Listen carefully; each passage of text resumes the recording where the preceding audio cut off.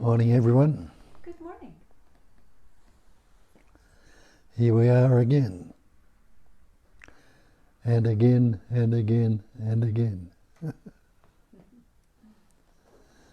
Same old, same old.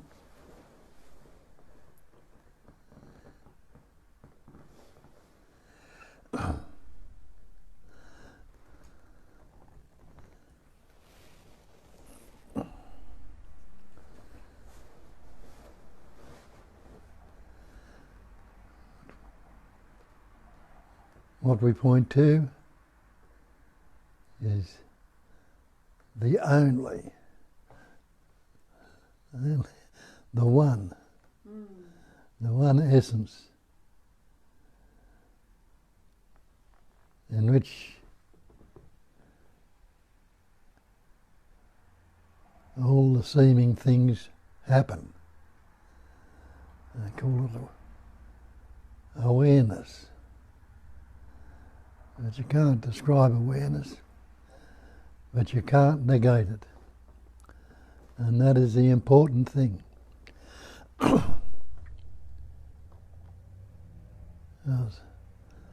awareness is here, right now, ever fresh, ever new, ever spontaneous. And I can't say I am unaware. Can you? Nope. That's the thing that needs, the so-called thing that needs to be recognised again and again and again. The ease of being, the spontaneous presence awareness, the bodiless, mindless, timeless, spaceless, beyond any when, where, why or how. And all those questions come up in the so-called mind. Can anyone show me a thing called mind? And why do they say you'll never find the answer in the mind? Simple enough, isn't it? You found the answer to many things in the so-called mind. But the answer to this presence awareness or life or enlightened state, if you believe in any of those things, they're all mind stuff. It's all in the mind. And they say you've got to find the silence, the stillness, the emptiness. And what do we do when we try to find the answer in the mind, when they say that you'll never find the answer? Because have a look at this mind, the thing we call mind. Is it ever still? Is it ever silent? Isn't it continuing to come up with more and more thoughts, ideas and images? But there are periods when it's seen through, it's not there. You've had tastes of it all throughout different periods of this so-called life, when everything's fallen into place. There's been the stillness and the silence there. When you go to sleep at night before you start to dream, there's no mind stuff going on. There's not much turmoil going on either, is there, in deep sleep? So the answer is, peace is when the mind is not. And they put the label on it, the peace that passes all understanding. I'm raving on here about mind, but I've realised or recognised there is no such thing as mind apart from thoughts, feelings, emotions, memories, ideas, images. All these things make up what we call the mind. But what are they? Every one of those, as I mentioned, is a vibrating pattern of energy. Vibrates, throbs or pulsates into the word, into the label. And we've taken it to be the real. And we've taken a whole lot to be a thing called mind. And then we claim it, my mind. Who is it that has this mind that when you look for it you can't find? Who is this I that has the mind?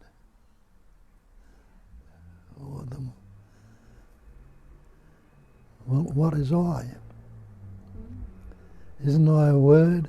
I? A sound? A vibration?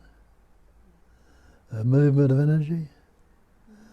That's like a musical instrument, string on a musical instrument, twang it, or pluck it, or rub something over it. What does it do?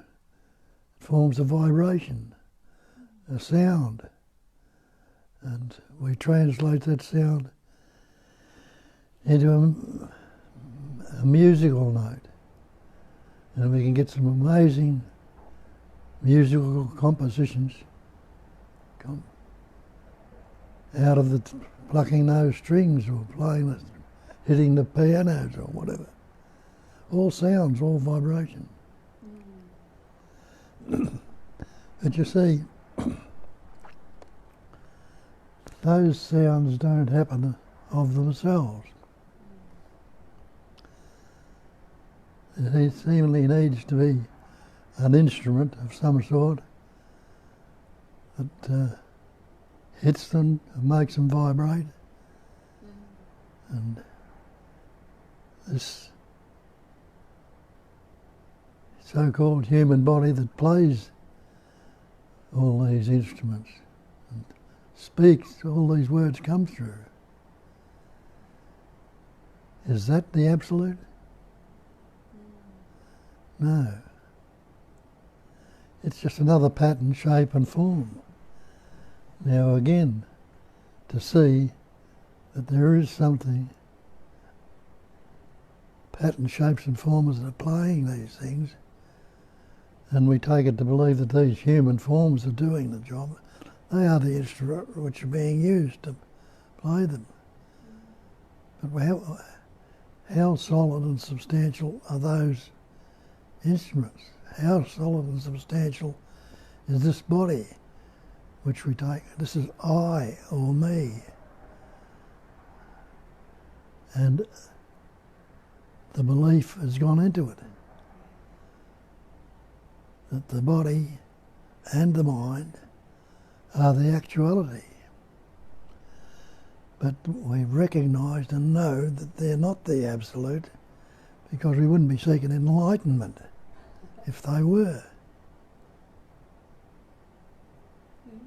But we don't realise they are through the instruments through which that life or intelligence, energy, or whatever you like to call it, or the awareness expresses through, that has pattern shaped and formed in the innate intelligence that's suffusing it. Now, we think it's all separate and different to them. But get out there in space and try to cut out a bit of space in which is intelligence in that space is patterning, shaping and forming all that. Try and cut a bit of the intelligence out of it. Separate it if you can. You realise you can't separate it. It is all the one essence. But it appears to be around in its myriads of different pattern, shapes and forms. Myriads of them. Millions.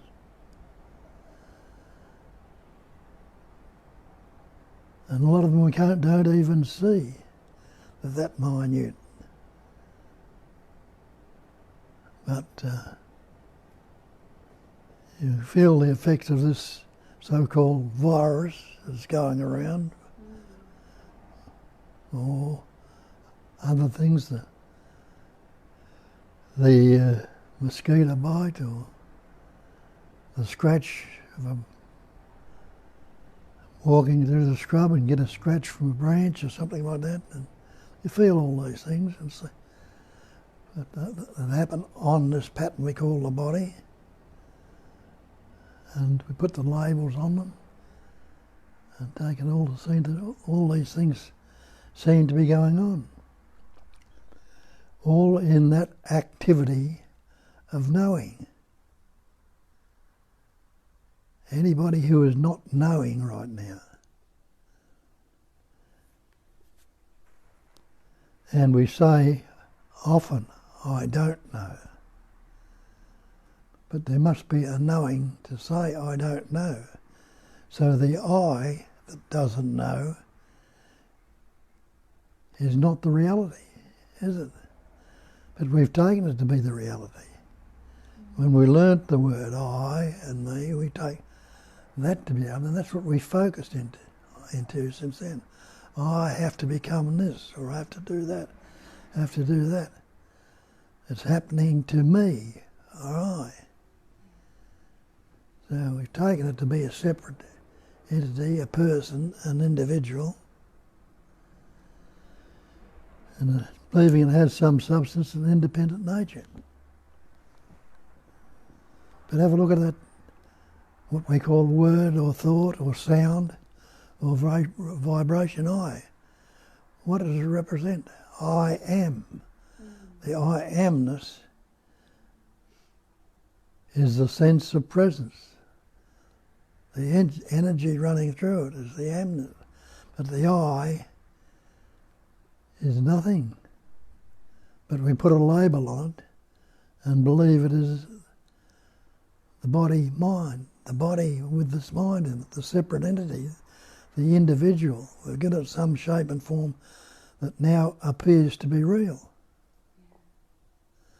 Seemingly so.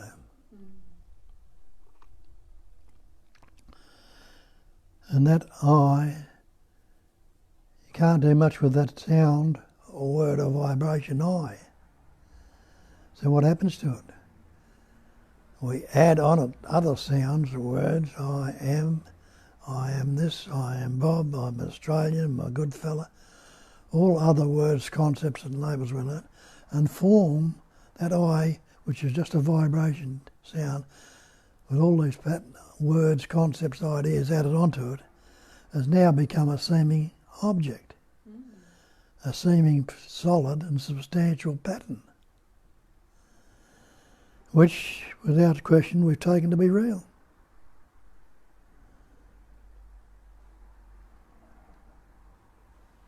But we need to look at that and to make that, and being real and being the shape and form and the conceptual image we got about it. It's either good, it's bad, it's pleasant, it's painful, happy, sad, loving, hating, strong, weak, ugly or beautiful. All these concepts are added onto it, and they all vibrate, and seemingly so.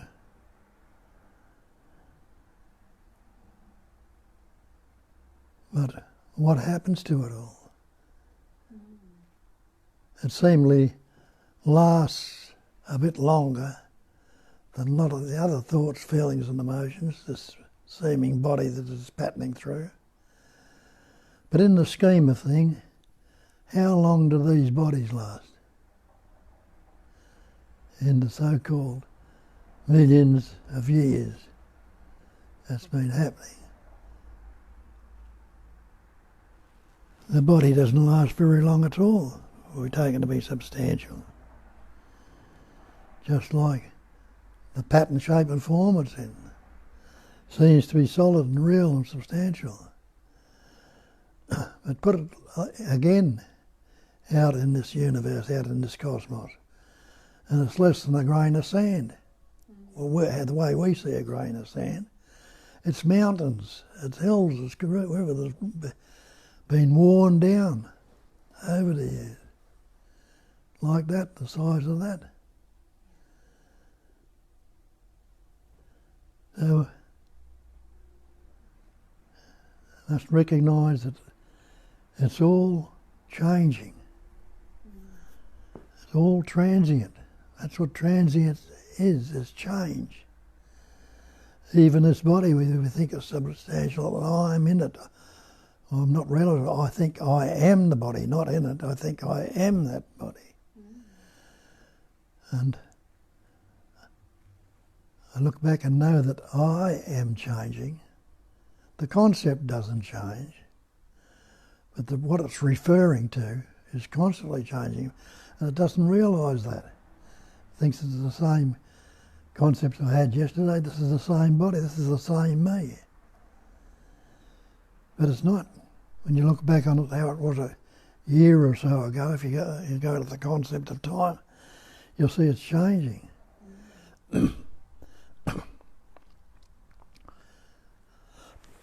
This pattern we put into the scheme of things has been around for 93 years now. What does it know of that? When it puts it into the mind and tries to look back on it, it seems a long time. But if it's not in that mind, the thing called mind, if it's a fresh and new, present, aware concept or idea, what is it? It's just a spontaneous movement, throb, pulsation, trying to become enlightened to get somewhere. Have a look at time. See this concept of time. When does it begin? And when you break that down, you see it's beginning right now. And it's also ending right now. It's got no duration to it. And it seems to have duration when you awake and sleep and things go by, when you relate it to concepts, words, ideas, images.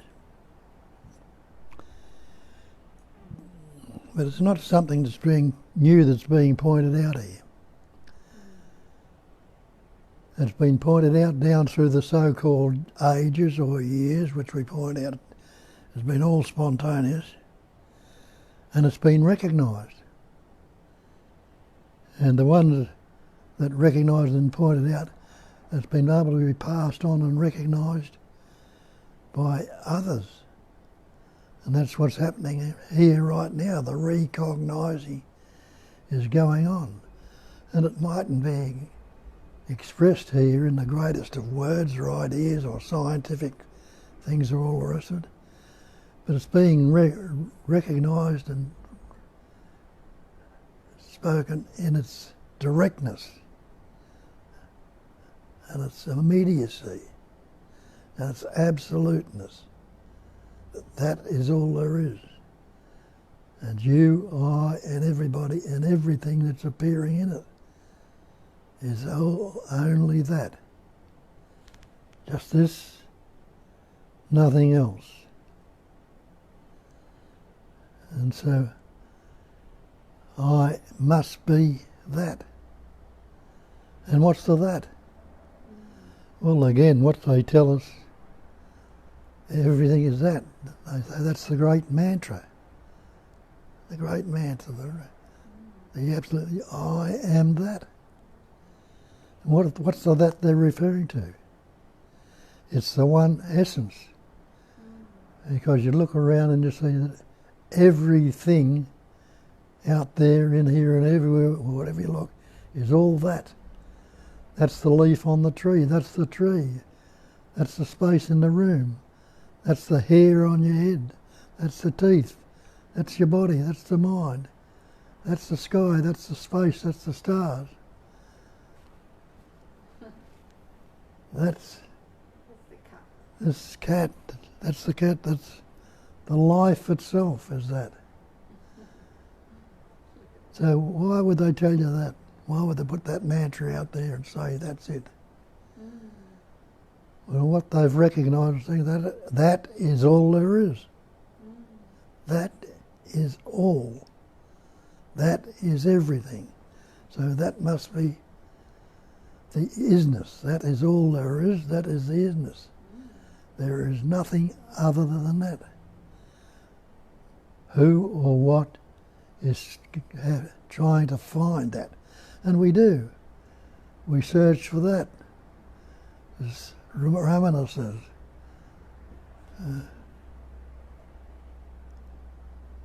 What is it? What's he say? I am. Didn't he say, look for the I amness? Who am I? Yeah. Who am I? Well, I is the thought, the cognizant, and it's that. How many times do you have to say, repeat, and hear that that is all there is, and I am that, or that is what I am? See how conditioned we are into these words, concepts and ideas. And where did we learn these words? We learned them from our parents, who were conditioned into them and had never investigated, because not everybody has investigated this and looked into it. And that's why there's only been a so-called seeming few that have passed it on.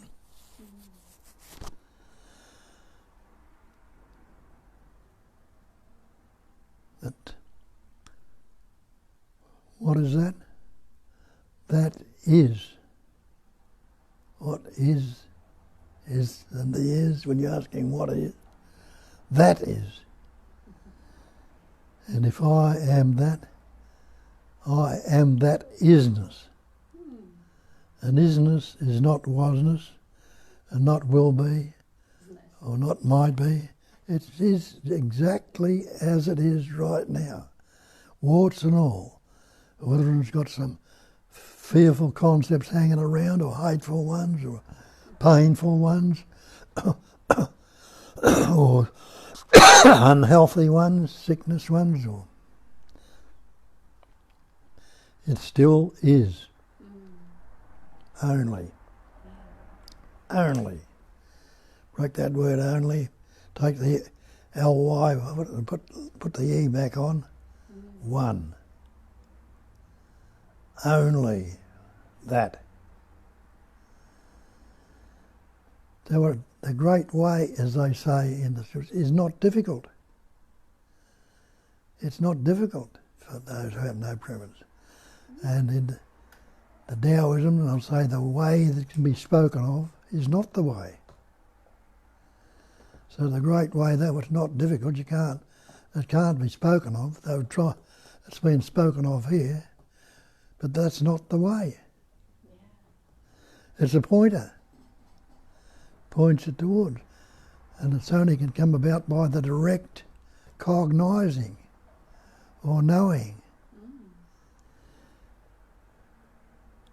And can you negate the concept or the thought, I am? Well, you don't have to be a Rhodes Scholar to work that out. I can't say, I am not. Because I'm here to say it. If I wasn't here, I couldn't say it. But I'm say it, so I can say so it must be. I must be here. Not away from it at all. So if I am, now just be that I amness or isness, the sense of presence. Not the person, not the individual, not the body, not the mind, but the isness or the essence of those things. And I say that is a chair. What is the essence of the chair? The wood, the leather, and the buttons and everything else is made up of. That's its essence. And what's the essence of those things? So it all comes back to thatness. It might seem that how are we going to live, how are we going to do this, and blah, that, and a great fear might come in, or a wonderment, or a lot of crap I can't do without it. But see, it's still functioning. If I'm saying I can't do it or I can do it, it's still functioning of itself. The chair is still vibrating into a chair. The tree is still vibrating into a tree. You and I are still vibrating into these body-mind entities, these patterns, shapes and forms. Yeah. Still appearing to be so, but that's not our true nature. And so, because it's not our true nature, we lose sight of that completeness, that absoluteness, that wholeness. We seemingly become, when you haven't, but appearing to become miserable, unhappy human beings. The godliness, though it's still there, still before you, has seemingly gone out the window. Because we've got this term, or word God, and we've got all sorts of concepts about it and labels on it. Some of them we don't like and don't want. We don't want to be like that. Let's get the conceptual out of the image out of the road, the label, and taste your true nature. Get the taste of what's there when all the conceptualising is going, when you are that beingness. And you realise that being is being, and it's knowing, and it's loving to be. It doesn't want to be there. It doesn't want to be out. It doesn't want to be happy, miserable. Sure it doesn't. Because it's taken, the belief, erroneous belief has gone into it. And it's being ignored. That's why they call it, we ignore our true nature. And we do. And focus in the conceptual. See, we've learnt these words, this mind, and taken this mind to be real. And it's been very useful. Been quite useful, but it's been self-destructive also. And its usefulness, we think we're going to find the answer there. We've worked out a lot of things with it. And the things to keep looking into because we think we'll find the answer there. But has anybody ever found the answer in the mind? You can't. You can think you grasp it with the concept with the mind, but soon comes apart again. It might last for a little while. It only lasts when the mind is not, when there's a spontaneous, clear knowingness, pure beingness, non-conceptualising. You are that. And that's the mantra comes into play when I am that. The thatness. And everything is that. And so there is nothing, no thing that is not that. Even the space and the words is that space. So you've always and ever been that. And when they call it in some of the scriptures the play, the dance of Shiva, the play of consciousness, you realise that's so. That's all it is. It's that one essence that's dancing, vibrating in patterns in all its variety and diversity, good, bad, pleasant, painful, happy, sad, loving, hating. And the sport of Shiva, the sport of consciousness. To this pattern it can be seemingly a very hard and hurtful and miserable sport when you believe it. But is the pattern, shapes and form, is it really hurt? Yeah. Because the feelings and sensations appear in this pattern, shape and form, the sting is there. But if you break the shape and form down to the no thing, where's the sting going to lodge? Yeah. Where's the break or the disease or the hurt going to lodge in the no thing? And they call it no thing, but we take on the wrong term of that. We say nothing. And we put a different light on it. Instead of no thing, when it goes to the nothing, that means it's got no shape, no form, it's zero, it's zilch. got no intelligence, no essence. But they say different way of looking at it when you say no thing. Means it hasn't got any pattern, any shape, any form, any individuality, any separation. It just stays to what it naturally is. Is. Everything is that. But as that isness, who's going to enjoy anything? Who is going to see the pattern, shapes and forms? What's the point of them forming? And people ask, what's the purpose of life? And the purpose of all the purpose is a pattern, a shape and form where it can express itself, its oneness, without changing its oneness or appearance. It's always and ever being the absolute.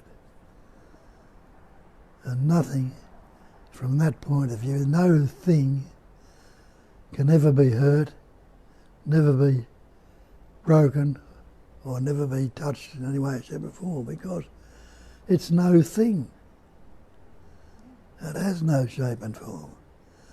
And when they say it's the peace that passes all understanding, well, in that no thing, the silence, the stillness, if the labelling is going on,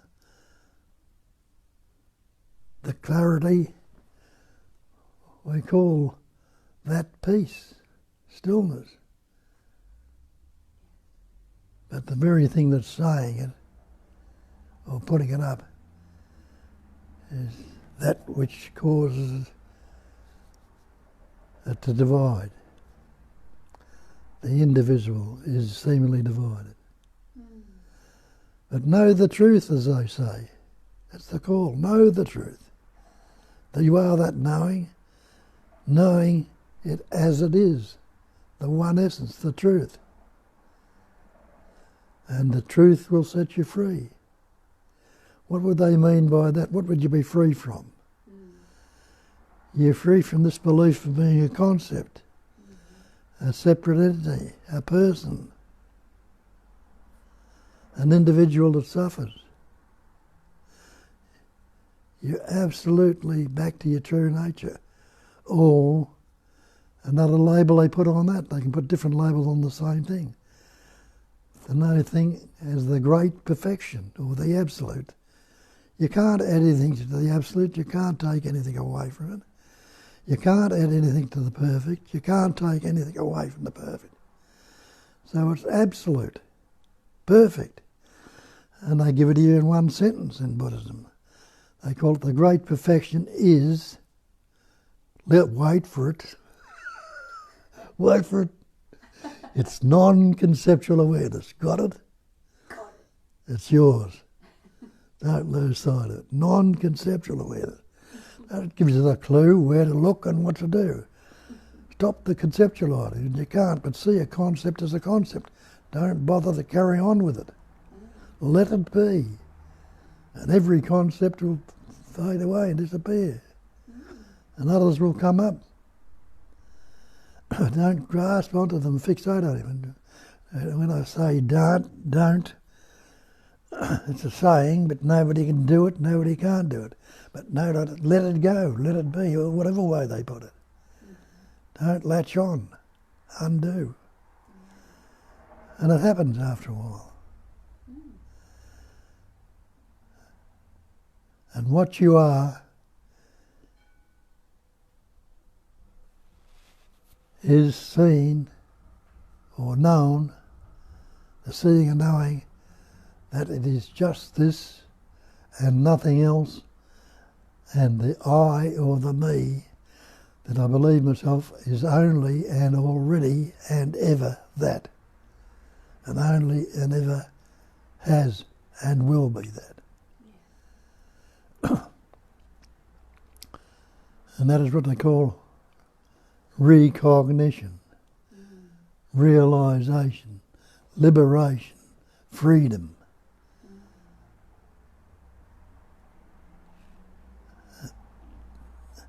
And Krishnamurti wrote a book, I think it was called Freedom from the Known. So it's not in the known, it's in the knowing. What's ever fresh. What's known is past, it's dead, it's something that's dead. But the knowing cannot be negated. Yeah. Just like the thinking. It's freedom from the thoughts. Not the thoughts will go on, but the thinking. The thinking will be there. And the thinking, have a look for the thinker. If you think you are thinking, have a look and see if you can find a thinker, a subject. The thinker is the subject. See if you can find a subject. If you can't find a thinker, and think, then the thoughts are the objects. The thinking is the actuality in which subject, object are contained. So it's all there, it is simplicity, it's evident, obvious and evident, and you are that. That'll do. Got any questions? Got a couple of comments.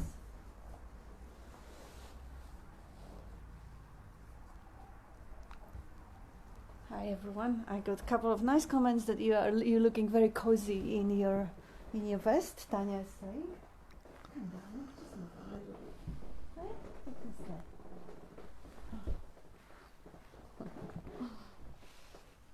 And then we have a couple of welcoming messages. Isness is not wasness, Matthew says and laughs. Yes. And then Spiel is always brand new and fresh, Tanya says. And a lot of people saying hi. Jane says, morning, the I am that I am, love itself. Yeah. Beautiful. And Dan says, love you guys, and greeting one and all from Richard. And we have, that was a few more welcoming messages, and thank you for all of them. And Tanya says, so any fearful concepts are just words, stories, or beliefs? Yeah. Without the labels, there is just beingness, isness, that. You are the consciousness that the words, stories, and beliefs are appearing in. You are not the word I or me. Yeah. The feelings and sensations can come up, but again, if they're not labelled as fear and sensation, they're not going to damage you at all. They'll come and go. They're part of living, just like day and night, winter and summer, east and west, all. And now Jane says, love you so much, Bob. Your talks hit the heart and resonate fully here. Who's this? Jane. Oh, hi Jane, yeah. Beautiful. And Tanya says, same here, resonating so much. This all is already known. Yes, exactly. And continue to realise that the resonation is already there. Yeah. Know it for what it is. And tell it playfully like it is, Jane says. And John, powerful talk today. Thank you, Bob. Love ya. John. Hi, John. Good to hear from you. Yeah. So that's it. We don't have questions. You've done too good of a job. You want to highlight some of the points that you were mentioning? Because, maybe I'll just make an announcement. Bob has agreed to do extra Zoom meeting, which will be for American time zones. For the details, you can go to Bob's website, www.silverbobadamson.com. There will be Julia hosting the meeting. She put up all the times for all the American time zones. I think it's 4 times. She calculated it, so it will be easy. And I won't be present. I'll set it up for Bob and go for a walk or a drive or something. So if anyone would like to have more Bob and less of me, you're welcome. And we'll see how it goes. If there will be a participation, Bob may continue. If not, this is just an experiment. So an hour before than we started today, link to the Zoom is on Bob's website. and welcome everyone. You want to carry on and answer some of the questions? There's no questions. There's no questions, no. Well, elaborate on some of the things that have been said. Yes, I elaborate. The meeting will be hosted by our American Julia, who was actually trying to set that meetings for over a year, and there was never any interest for it. So hopefully setting it up and making it happen will let her look after her nation, which is very nice. Yeah. But on some of the things... Enough on that? Hmm? Enough on that? What did I say? Yes. Just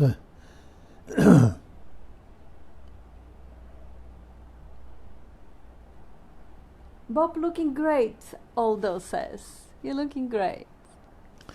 Hi, Aldo. Glad to see you're still going strong. And Tanya is hoping to attend that Zoom tomorrow also. Yes, absolutely.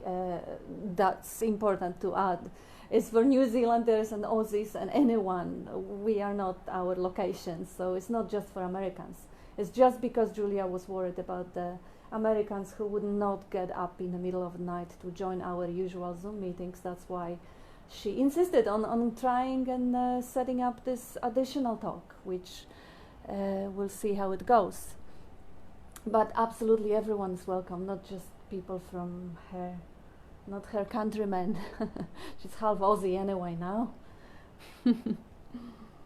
Yes, and Julia says, it won't be the same without you, Kat, but I am grateful that Bob is sharing himself for a chat with Americans. I always wanted to attend the Zoom meetings, but couldn't stay up until 2:30 a.m. Thank you for doing this, Bob. I hope it won't be the same as with me, Julia. There are people who actually like to have Bob without me, and they will be totally welcome, and their wishes will be granted. And big squishy hug from Caroline. Ah. Which is our Carolyn? Yeah, she's been here. Hi, Carolyn. Yeah. Haven't heard from you.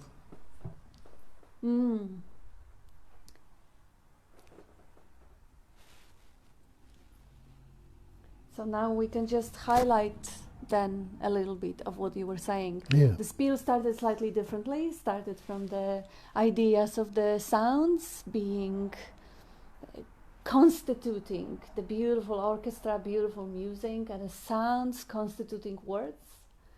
So it is actually a great pointer to breaking down whatever is happening to the elements. You know, like if the sound constitute the orchestra or constitute the language, the communication, and see what happens when the communication happens, the thought happens, and suddenly the presence, the beingness is overlooked because the communication, the thought is so enticing. Let's say the thought, oh, I'm not good enough, or oh, my country or my children or my business is in danger. That thought has quite a capacity to steal the show, to take the attention away. But what it really is just a bundle of vibrations constituting the words, which we've learned to recognize and give meanings. And suddenly the overlay of the imagination has been imposed on the reality of here now. Because here now, my children or my business are not threatened, and I am not threatened. I am not good or bad. Here now, it is just the isness. But it was a nice little spin added to the spiel. I'm kind of trying to get you to engage again. Go on, keep going. Yes, so I'm just appreciating that little spin of breaking everything down to the vibrations again, because it's not just sounds that could be broken down to the vibrations, but also images, also what we recognize as any appearance in the seeing, hearing, tasting, touching, smelling is all constituted of different vibrations showing up to different organs You know, for the eyes, it will be images which are basically just the play of light, the reflection of light, and for the balance, it will be sort of a movement. The eyes and the balance, the whole content of space is just a bundle of the orchestra, the symphony, absolutely phenomenal, of different vibrations, constituting of sounds, lights, and movements, and what else? Taste, smells, all of it. Seeing the world as the dance of vibrations, Bob was saying later on, the sport of Shiva, or I know it as the Leela, which is a divine game, divine play.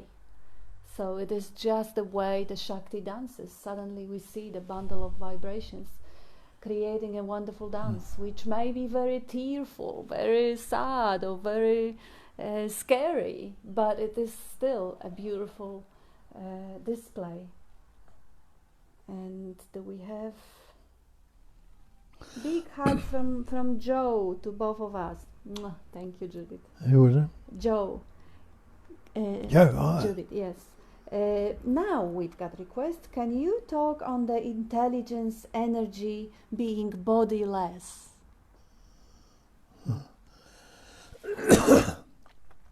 Well, just have a look at the manifestation. The way it's functioning. Mm.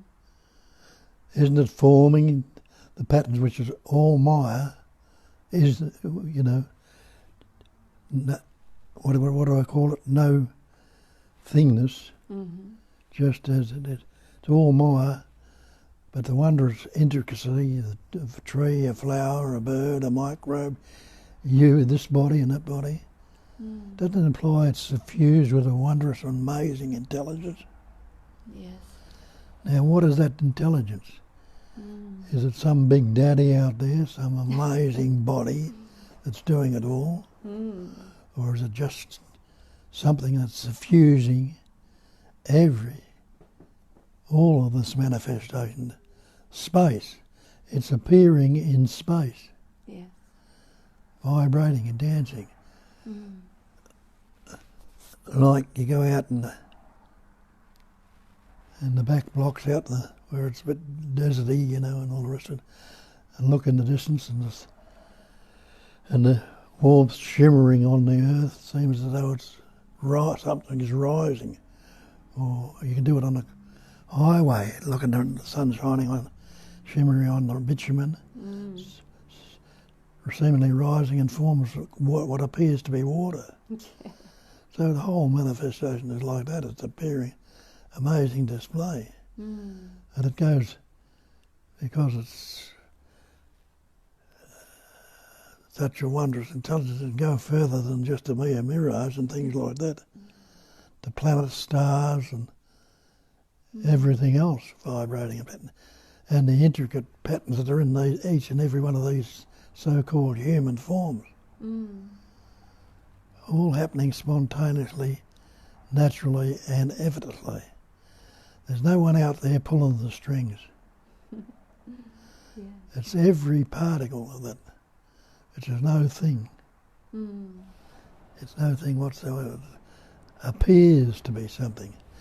So that appearance, and that sun shining on the bitumen appears to be dancing on it, doesn't it? Yes. And appearing.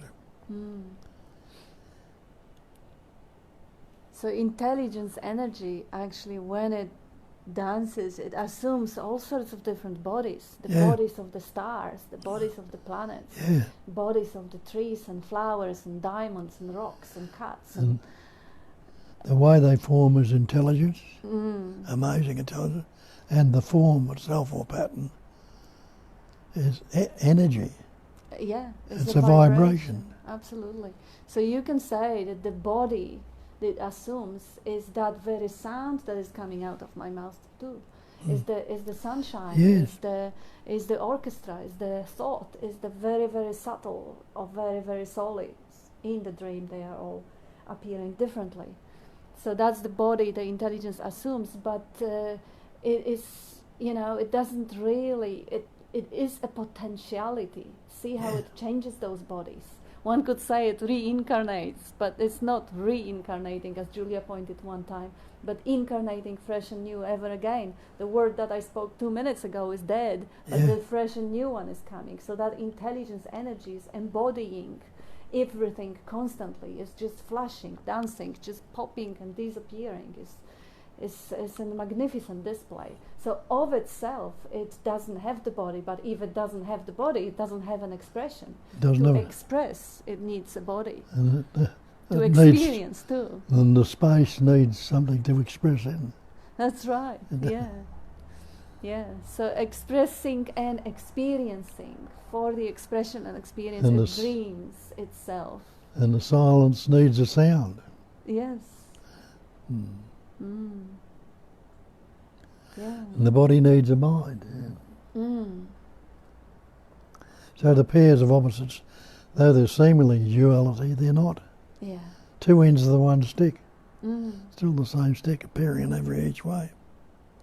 So it is both and neither, bodiless and body full. Yeah. It is, as a potential is bodiless, as the realization, actualization of the potential, it is any and every form, any and every energy, vibration. And Joe says, I've seen this one, big bear hug from both of us, and no questions, no answers required anymore. That from Bob and Luvia. Bob Seal? Yeah. Hi Bob, I haven't seen you for a long time. Hope you're okay. Oh, he definitely is. He's got no questions and no answer are required. Wonderful. Yeah, terrific. Thank you for showing up anyway and sending love to Bob. And welcome home. That's wonderful. He's been home for a while. I know. It's always fresh and new and always now. Yeah. And Aldo says, famous Chinese curse, may you live in interesting times. That is a curse. Yeah. Living in time. And Richard, do you have any suggestions, Bob? Any suggestions? You want to suggest anything? I've been suggesting stuff for the last 40 years.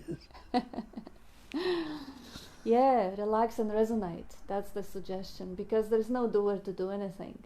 He can tell you to do something, but the one who would be the doer is the resonating energy, which kind of creates. As the they say in the dog chen, let it rest in its uncontrived singularity. It's a singularity. It's only the one. Yeah. Relax. No one to relax in it, but just okay. Yeah, recognize yourself, recognize that part of your true nature, which is already and always relaxed, because it is the space itself. It's no use trying to relax because you can't, but just drop into it. Yeah. Bob, for enhancing the experience of being being aware, that's what Richard meant. The suggestions for enhancing the experience of being aware of being aware. If it's absolute, who can enhance anything? It's all and the only and ever. Yeah. Absolute. What can you do about this? Just drop into it. Don't move away from it in any way, shape or form. Yeah. See it as it is. Yeah, it's the so-called last desire of the mature seekers, to not have any other desires but the one desire of being aware of being aware. Yeah. And that desire is the reflection of the love of being in the mind. And are you unaware? Anybody unaware right now? Well, you don't have to be aware. You are the awareness. Yes. And John David, well said, Kat. Thank you for all the love you share. Let your light continue to shine. Thank you, John. You're good. And Michael, morning, beautiful people. Would love to hear you both talk about this morning, the past we bring into this moment. The future can really, can reality of this moment totally change? Like skipping into a different timeline where past and future have no relationship or relevance to that other timeline. Ha, I bet the answer is who wants to know. What time is there? Yeah, come here. Can you? Is there anything apart or separate from this presence awareness? I actually sense the subtle aspect of what Michael is asking about. I don't know if I get it right, but this is something that the Course in Miracles calls a miracle. That sudden shift, when sudden realization bring you to the reinterpreting the whole context of the story or dropping of the story altogether. And you could actually experience that as a disappearance of universe and finding yourself in completely new reality. So yes, this sort of a shift you could find in the popular books called transurfing. That's a sort of a idea that there are different timelines and you can travel between them. Why not? I mean, the intelligence energy is a pure field of potentiality. Whichever potential is going to be actualized depends on the whole universe, not just your thinking. So you can't actually choose to travel just as a singular body mind, but as the whole totality. You can see how it is already happening. In any moment when the sudden shift, like, oh gosh, I got it all wrong. And then suddenly the world of getting it all wrong becomes ridiculous, and you find yourself in a world in which your interpretation and understanding of what's going on is different, even in the story. Like, I thought someone was, let's say, evil, but that someone wasn't. And I suddenly see, oh my gosh, there was something completely different happening than I was imagining. But there is another way of shifting also, where the story drops altogether. And suddenly there is time gone. And that is that kiss of eternity, or that beautiful insight when yes, there is a totally different universe. That's what I'm saying. You can elaborate on those things and point them out. I love you. He always tells me to talk more and elaborate on things. Now, John David, well said, Kat. Oh yeah, John David is saying crazy autocorrect. It was supposed to be let your light continue to shine. Thank you. Now I got it twice. Thank you. And Jane replying to Michael and says, snap. Snap, or maybe stop it. Or maybe it was a comment on the who wants to know. And Caroline says, which we? I love that too. That's right. There is no we. It's just the various points in consciousness. In the whole one consciousness gives itself different points. So it can see the world underneath the ocean through the eyes of a deep water, deep diving fish. It's the same consciousness, and it can see the world through the eye of a bird. So collectively we can see that, call those points in consciousness we, but it is really one. Good point. I absolutely love this talk, John David says. Thank you. Thank you for being with us. And Caroline asking Michael which we. Oh, yeah, that is an even better point. Yes, who wants to know which we? Can we do it? Can I do it? Can it be done? Is it happening? Always recognition. If you say yes, you recognize moments when it already happened. If it says no, it's not possible, that door closed. There's nothing impossible in the appearance. You can even walk on water and have supernatural powers. If you say yes to it, you'll find the evidence. That's the dream. In dream, there is nothing impossible. But yeah, it is a good question and good point, Caroline. Don't you yawn? I'm kidding. You can do whatever. You're not doing it.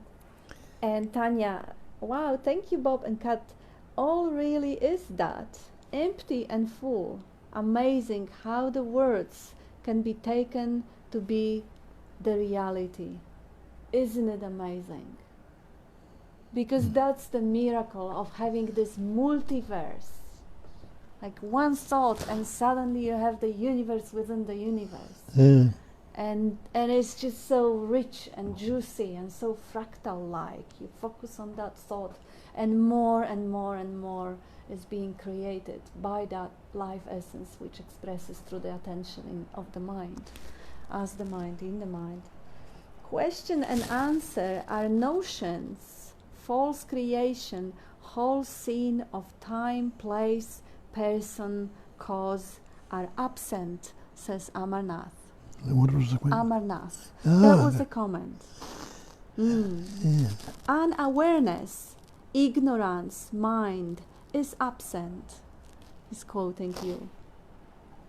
And another John.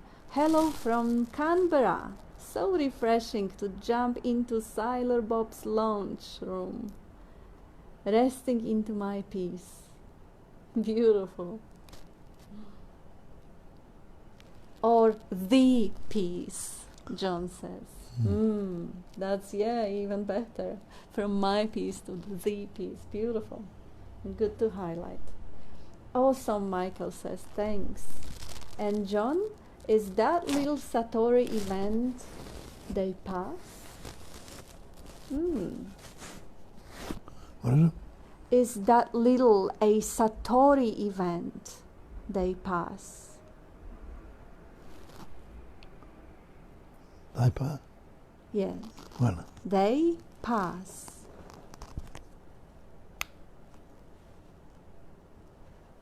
Is that a little Satori event? They pass. yeah. Yeah, okay. Yeah. I realise that's what the story's supposed to be, that realisation. I see. Amarnath, infinite thanks, Kat and Michael, for this. It is only by comparison with the past that you know that you are out of it. Otherwise, you are just yourself. That's a quote from Nisargadatta. And Amarnath, the we is we, nothing yet everything. Yeah. Nice one. And JB, much love to you guys, Bob, Kat, and everyone. And ditto. Yes. Thank you. And another Julia, love you and this community. And ditto. And Jane, right back at you, W.A. Julia. Yes. Amarnath, there is only love, no lover or beloved. Beautiful. And love communicating the pointers, says Jane. And John David, could Bob share the icon in the fire, the iron in the fire analogy? Yeah. Iron in the fire. Well, get a bit of piece of iron. It takes on the heat of the fire. Pick it up. The redness. The redness of the fire. Pick it up, it'll burn like fire. Yeah. So it's like our minds. It's taken on all these things from the intelligence energy. So it takes the belief of I am the fire. But it can't do any of those things without the fire. Yes. So if you're not in tune with that life force or that essence, you're not going to breathe, heartbeat, or do anything. Yes. Yeah, it's a beautiful analogy. Yeah, it shows how, you put the iron bar into the fire and it really takes all of the qualities of the fire. And it says, I am the fire itself. I'm hot, I'm red, I can burn. This is me, I have this quality. And it's saying the little me that we imagine that lives somewhere inside. It says, I can choose, I can change the world, I can save myself, I can wake up. because it got the qualities of life essence. Yeah, It the is sa- alive. Same analogy I use with the what is it? Oh God, my mind's gone blank.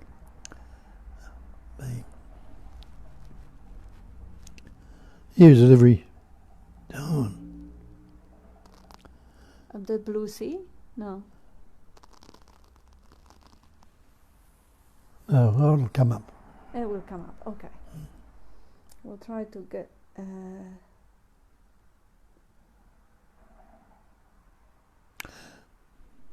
Mind fine blank, says Caroline. Lucky you. Caroline says, mind fine blank. Lucky you. And I've got. That's the message from Dean, but that's not relevant. Oh yeah, what I was trying to think of before, that it's the same with the analogy of life, you know. Mm-hmm. Take the life out of the body, And you'll get a corpse. got a corpse. Yes, that's right. But when the life is in the body, it is dancing and talking and doing everything.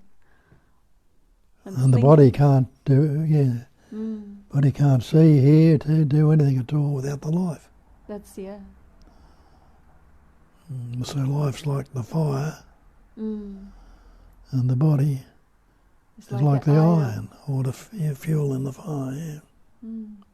Yeah, it is the same analogy. It is nicely connected, yes. It's the one I've been using a lot lately, rather than the iron and the fire. That's true, yes. You always say that without that life essence, you have all the organs. You have the voice box, you have lungs, you have heart. But without it, even though the eyes, they still kind of operational organs. They can't work. Heart doesn't beat, the lungs don't feel in and out, and the eyes can't see. And they break down. Yeah, it is the same. Yeah, we always talk about one and the same thing in 1,000 ways, in hundreds ways. That's always right. The same. It's nothing. It's just one. It's not even one. We are talking about something that is less even than one. You can't say it is. You can't say it isn't. But it appears to be, and it expresses and experiences itself through infinity And that's of forms. That's direct and immediate. It's not down some pathway or problem, or searching for it this way or that way, or trying to find it. Direct. Yes. Right here, right now. Anyone who is not present, not aware. I doubt it. And this is not to discard, because I remember we had a Skype call once with a friend who said that a lifetime of seeking took her away from a possibility of being a mother or pursuing her career as a musician, or because she had those questions and she was on the path and she was trying everything, trying to eradicate or sedate that suffering through various rigorous practices, and it took her 40 years before she found Bob and before this all dropped off, and she would look back and say, shit, the wasted life. But at the same time, upon realization, she understands that there is nothing wasted in years of seeking, because without it, that's how life played out. Without it, you probably wouldn't be where you are. I mean, that's how it happens. That's how it played out. Bob sometimes says he heard Nisargadatta right from the first time they met. First time. The same thing he heard from others for long years, but they didn't really ring the bell. And then suddenly Nisargadatta said, you're not the body, you're not the mind. And it just struck home. But it took him 16 years to get there. 16 years of rigorous practices. So can we say the practices didn't help? No, you can't say they didn't. Can't say anything. Who did them? Yes, that's how life danced. Sometimes the build up of a lot of suffering and a lot of frustration makes that realization even more prominent. It's just like hunger creates more pleasure in eating. And the so-called ego is seemingly so strong we think we know it all. And so it has to take a battering before it's recognised there's no thing there. And we also know people who actually stopped seeking a long time ago, like Mark, and they're still sitting and meditating because that's who they are. That's the love of being. That's how it expresses. Just the same as there are people who stopped seeking and they still play the guitar. Not to achieve anything, not to gain anything, but just because that's who they are. There may be a story narrative. Oh, I want to be famous. But they don't believe it because, the bird doesn't sing for a particular reason. We project the reason. We say it is for this or that. But they do what they do because that's how the universe has shaped them and formed them. And Padma says hello and love to all. Hi, Padma. Thank you. Ditto. And there is...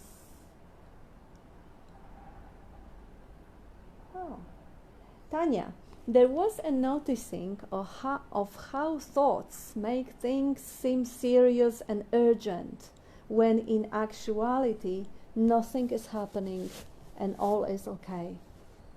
That is a brilliant noticing. Yes. Yeah. Look up, watch out for that seriousness, because that's how, through that energetic emotional charge of seriousness or danger or urgency, that's how we fall prey. That's how we become slaves to thoughts. And again, who is the we? That's how the consciousness tangles itself, and the whole survival instinct that's hijacked by those ideas. And the basic screen gets forgotten and obscured. It's a good thing to watch out for. Is the feedback mechanism of the body will always tell you the uneasiness. Bob talks about uneasiness being or leading to a disease. The absence of relaxation is that feedback mechanism that will let you know that, hey, look, something's there to be noticed. Something's there that obscures that natural state. And Caroline, and the corpse can't do anything. Love that, only the awareness. Yeah, it's a good analogy. Yeah, Bob has quite a few of the real good ones. And not that others don't have them, of course. I just put out that on the little group, that analogy that Bob uses about the Santa Claus.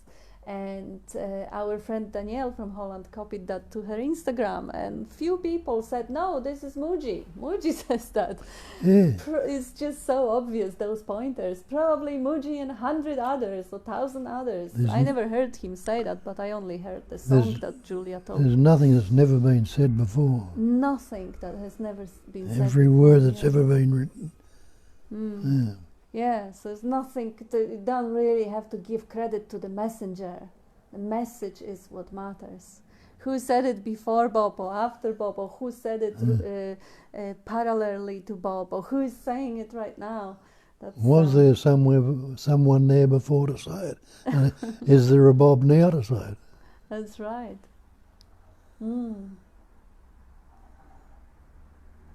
Although 30, 40 years ago, I'm pretty sure a lot of people who speak today were listening to you and got inspired by the message, not the messenger. Maybe. And Amarnath says, thanks to John David, all analogies are for the mind, imagination, thinker and thought are redness of iron due to self or awareness. Body is iron animated by awareness fire.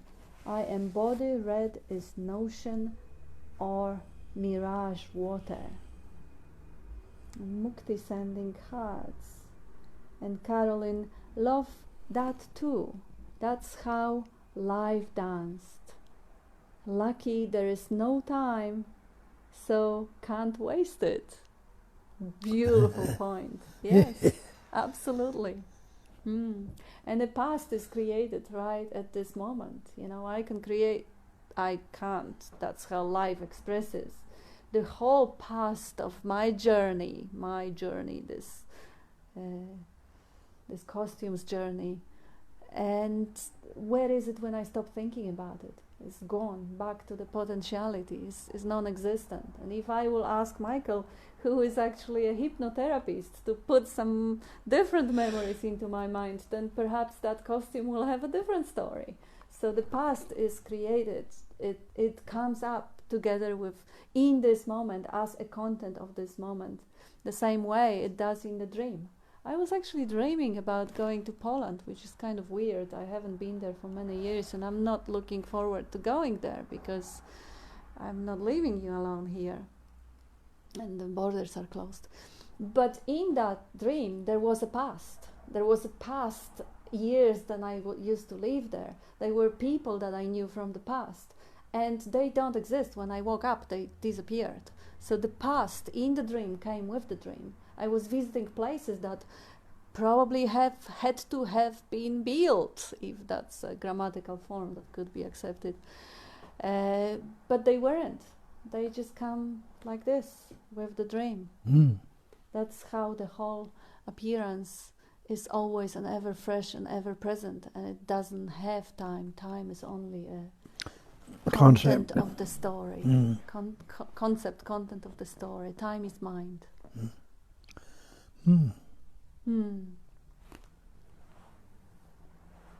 Now, Jane, same happened here when I heard Bob.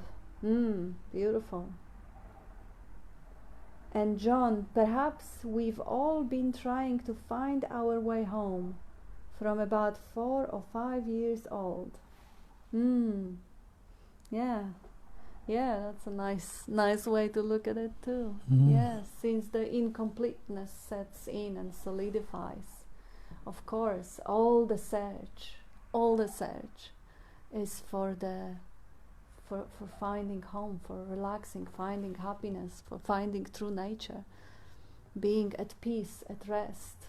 And some of the search, if there is a conditioning or belief, or that's how the life dances, is the search for audience. Let's say the actor or singer needs the audience, because somehow if how many people will see me, then I will feel valid, I will feel alright. Some others will search for money, because maybe if they have millions they will feel secure. But the motivation underlying any search is, as you say, is a search for that home, for natural, for I've arrived, I'm alright, it's okay. Although you need to hear the word for someone you know what they mean, for it to penetrate the listener.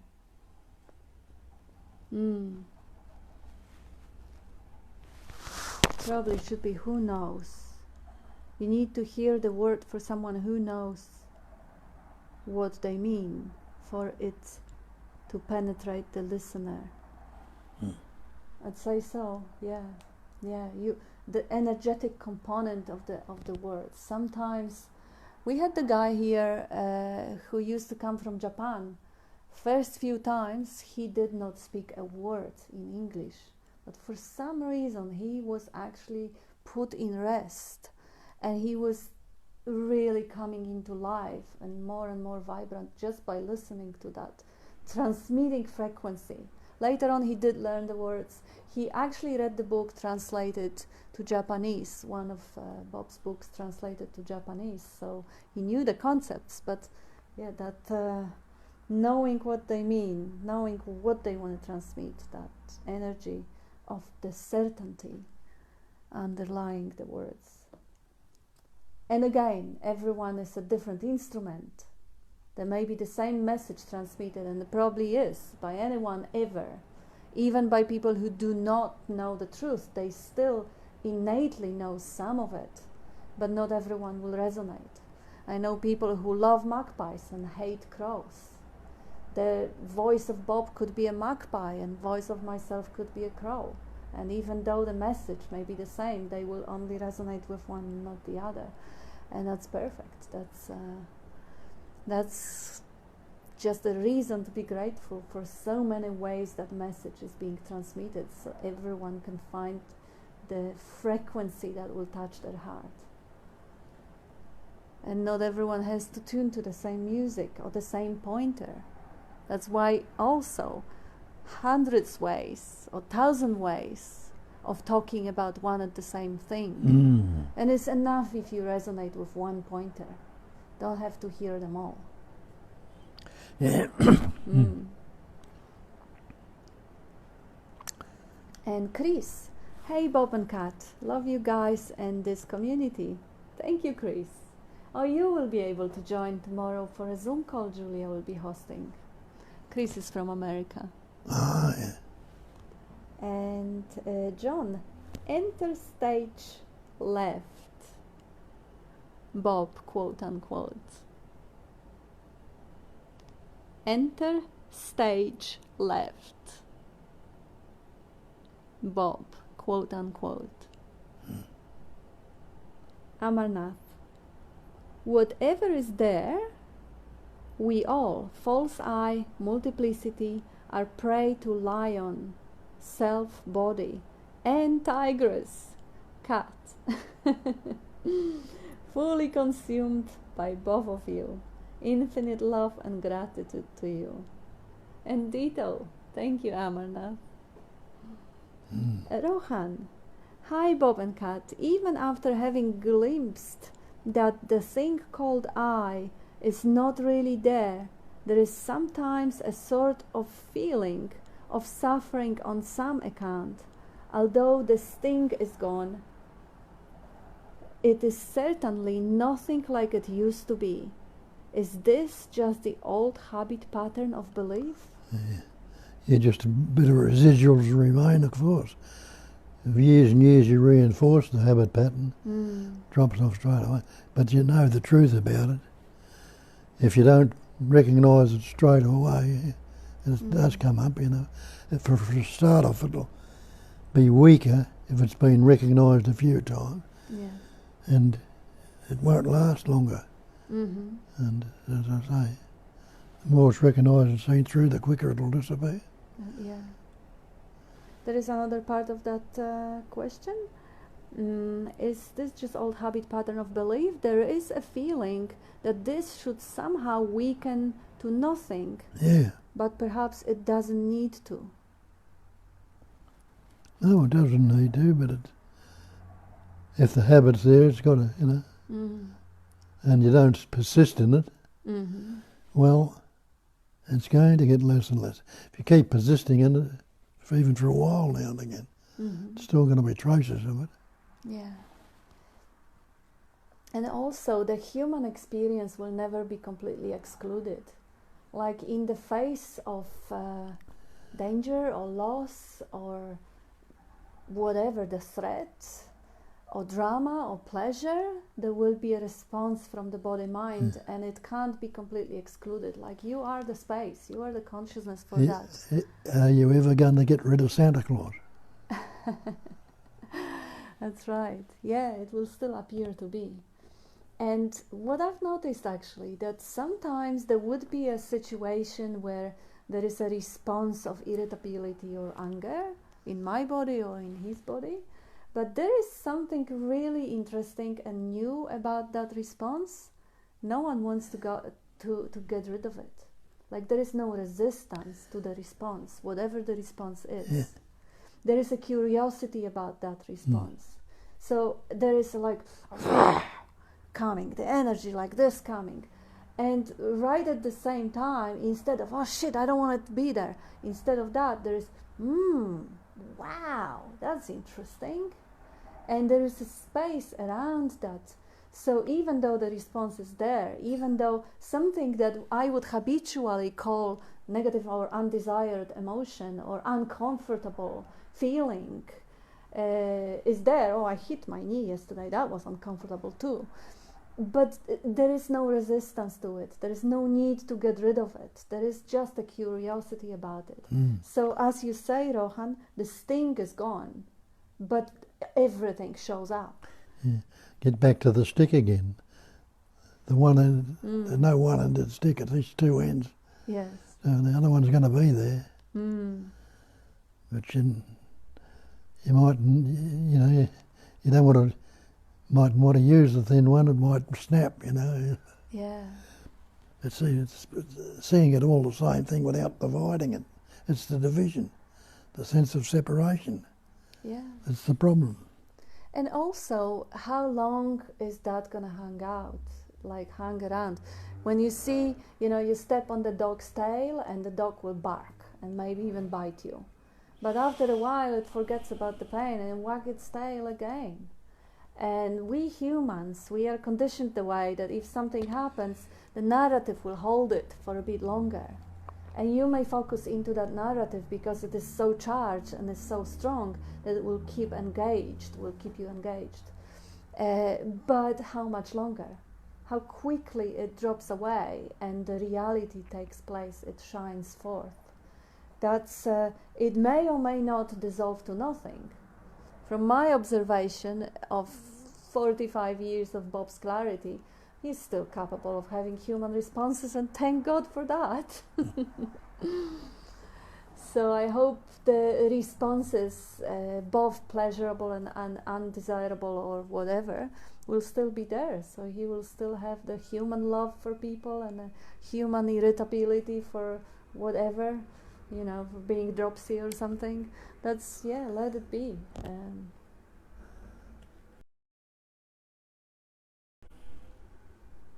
Not a robot. But thank you for bringing it up, Rohan. It is a common doubt that comes up in a different forms. Sometimes, well, I've seen through it. Why is the narrative still there? Shouldn't it be quiet? That's one way it appears, the thought appears. And another way it appears is like, yeah, I knew it, so why am I so angry? Or why am I so restless? Well, I am not, the body is. But, or maybe I didn't actually see it. Shouldn't I be in a state of ananda, bliss, all the time? And many, many different ways we hear the same sort of a doubting thought coming up, but it also comes up on that consciousness. Yeah, you got a vested interest in it, in the story as it's coming up, yeah. And also the subtle aspect saying that, will that get better in future? Because as it is right now, there is a subtle judgment. Well, it's not that great.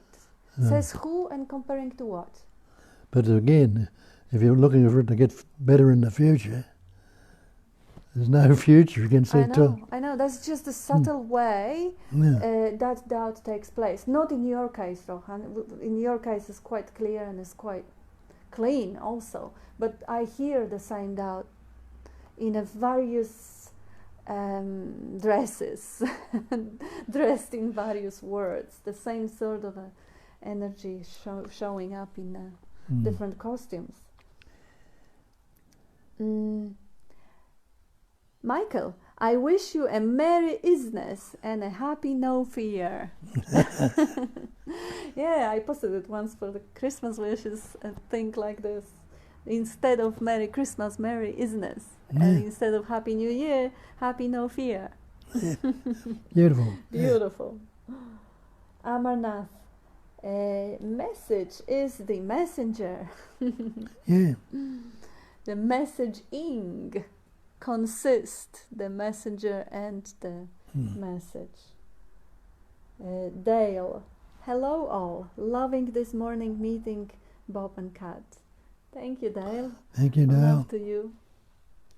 And love that Michael Jane says, may the long-time sun shine upon you. There is no you, only sun.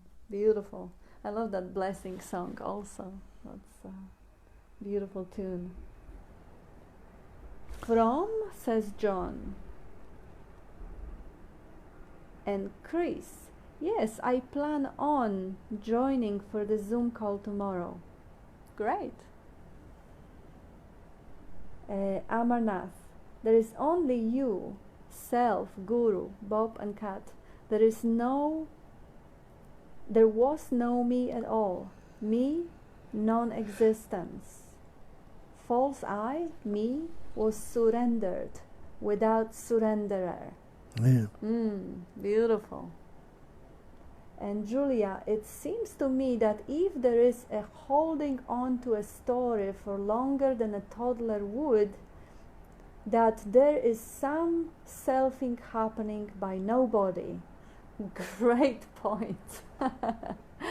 Great point. Because the expectation, then suddenly your brain will retard to the point of having no words and no capacity to make meaning, would be quite unreasonable. So yes, the new setting of the computer is calculated in, and holding on to whatever is showing up is part of the new setting. So yes, the selfing happening by nobody. Nicely said. And Tanya, thank you highlighting the doubting, expectation and judging thoughts. Beautiful meeting, full of silence, peace and sound also. Love you all. Thank you. And love to you. And we still have... Oh no, I was wondering why the thank you messages. We ran out of time, that's it. Thank you, everyone. Thank you, everyone. And enjoy the rest of the... Yeah, and for those who can see Bob on Zoom tomorrow with Julia.